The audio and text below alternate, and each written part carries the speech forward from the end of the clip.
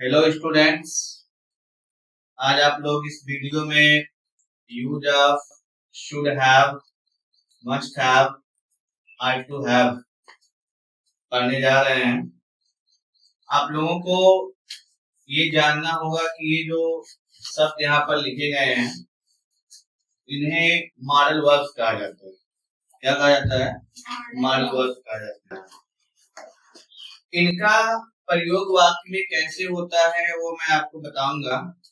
जब हिंदी वाक्यों में किसी को कोई कार्य करने का सुझाव दिया गया हो, किसी को कोई कार्य करने का सुझाव दिया गया हो और वह सुझाव पास्ट में दी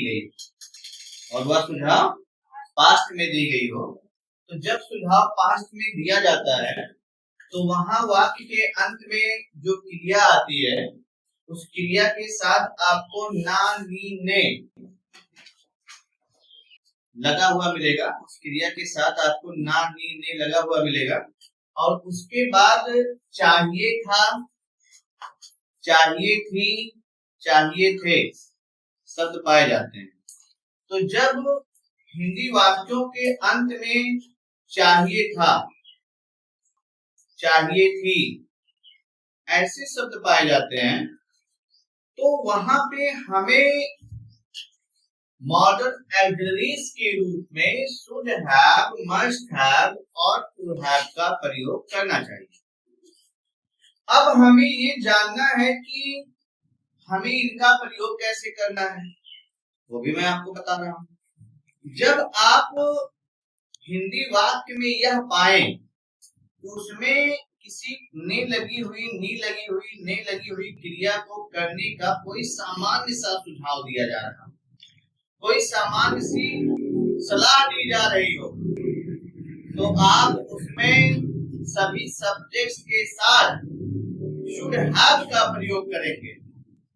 और जब हिंदी वाक्यों में किसी क्रिया को करने के लिए कोई बाध्यता दर्शाई गई हो, कोई व्यवस्था बताई गई हो, अर्थात सब्जेक्ट पर उस क्रिया को करने के लिए जोर दिया गया हो, तो शाब्दिक पहचान के रूप में उस क्रिया उस हिंदी वाक्य में आपको अवश्य, जरूर, निश्चित रूप से, अनिवार्य रूप से, बिल्कुल या क्रिया से पहले ही शब्द आपको लिखा हुआ मिलेगा।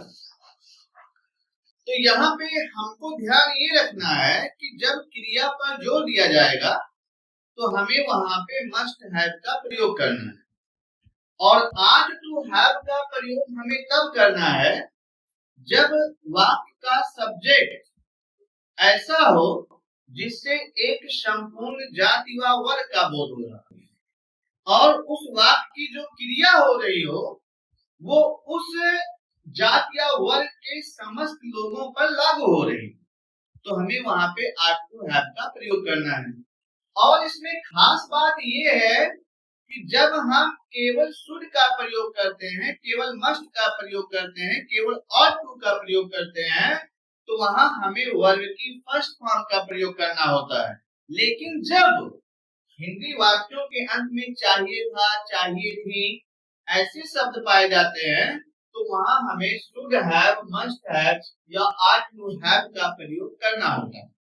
तो जब हम मॉडल ऑक्सिलरीज के रूप में शुड हैव, मस्ट हैव और टू हैव का प्रयोग करते हैं तो उसके साथ हमें मेन वर्ब की थर्ड फॉर्म का प्रयोग करना पड़ता है जिसे हम वर्ब की पास्ट पार्टिसिपल फॉर्म भी कहते हैं।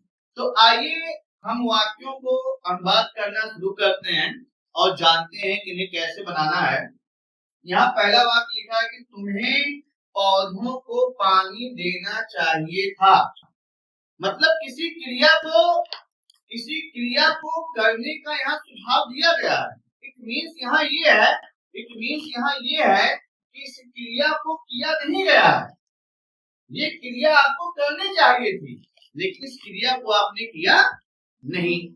यद्यपि ये अफर्मेटिव सेंस लिखा गया है लेकिन इसका जो रिस्पॉन्स है वो निगेटिव भाव की तरफ ले जा रहा है। तुम्हें पौधों को पानी देना चाहिए था, तो इसमें सब्जेक्ट तुम्हें है, तो तुम्हें के लिए हम लिखेंगे यू। उसके बाद हमें आपको बताया हूं मैं कि इनका प्रयोग जो मॉडल ऑक्सिलरीज का प्रयोग होगा यहाँ पे वो सभी सब्जेक्ट्स के साथ होगा। तो यहाँ पे आप लिखेंगे शुड हैव, क्योंकि यहाँ पे बहुत सामान्य सी बात बताई जा रही है, तो हम लिखेंगे शुड हैव। उसके बाद यहाँ पे जो क्रिया है वो है पानी देना। तो पानी देना यहाँ क्रिया है, इसकी अंग्रेजी होगी वाटर। तो वाटर की थर्ड फॉर्म का यूज करेंगे हम, तो हो जाएगा वाटर। किसको पानी देना चाहिए था? पौधों को। यहाँ हम लिख देंगे द प्लांट और लास्ट में फुल स्टॉप। समझ गए? इस मरीज को नींद की गोलियां अवश्य लेनी चाहिए थी। इट मीन्स वो नींद की गोलियां लिया नहीं। यहाँ पे देखिए अवश्य शब्द दिया गया है, तो जब हम इस वाक्य को ट्रांसलेट करेंगे तो इसमें हमें मॉडल ऑक्सिलरीज के रूप में मस्ट हैव का प्रयोग करना पड़ेगा। इसमें सब्जेक्ट क्या है? इस मरीज को। इसकी अंग्रेजी हम लिखेंगे दिस पेशेंट। सब्जेक्ट लिख दिए। अब इसमें हमारा जो हेल्पिंग वर्ब भी आप हमारा वर्ब बोलिए उसका यूज करेंगे। यहाँ पे यूज होगा मस्ट हैव, तो मस्ट हैव का यूज कर दिए। अब यहाँ पे देखिए, यहाँ पे लेना शब्द जो है वो क्रिया है, और आपको पता है कि जहाँ गोलियां ली जाती हैं वहां लेना के लिए टेक लिखा जाता है, और फिर यहाँ आप टेक के थर्ड फॉर्म टेकन का प्रयोग करेंगे तो टेकन हो गया। क्या लेनी चाहिए थी? नींद की गोलियां। तो इसको हम लिखेंगे, डायरेक्ट ऑब्जेक्ट है द स्लीपिंग पिल्स मीन्स गोलियां। मैं यहाँ लिख दे रहा हूँ, जगह कम पड़ रहा है, यहाँ लिख दे रहा हूँ स्लीपिंग पिल्स। इस तरह आप देख लीजिए, इस तरह से आपको आगे बढ़ाना है। हमें सड़क पर यातायात नियमों का पालन करना चाहिए था। अब यहाँ पे देखिए, ये जो यातायात का नियम है ये एवरी रोड यूजर के लिए, सड़क का प्रयोग जो भी कर रहा हो उसके लिए ये नियम मस्ट है, अनिवार्य है। तो यहाँ पे क्या है कि हमें आर्ट टू का प्रयोग या आर्ट टू हैव का प्रयोग तभी करना होता है जब वहाँ ऐसी क्रिया हो जो उस जात या वर्ग के सभी लोगों पे लागू होती हो। तो यहाँ सब्जेक्ट क्या है? हमें। तो हमें के अंग्रेजी जब हम बनाएंगे तो हम लिखेंगे बी। अब यहाँ पे हमें यूज करना है ought to have, और फिर हमें यूज करना है क्रिया का थर्ड फॉर्म। तो जब हम सड़क के नियम का पालन करते हैं तो वहां पे फॉलो लिखा जाता है, और फॉलो का थर्ड फॉर्म क्या होगा? Followed. We ought to have followed, हमें पालन करना चाहिए था।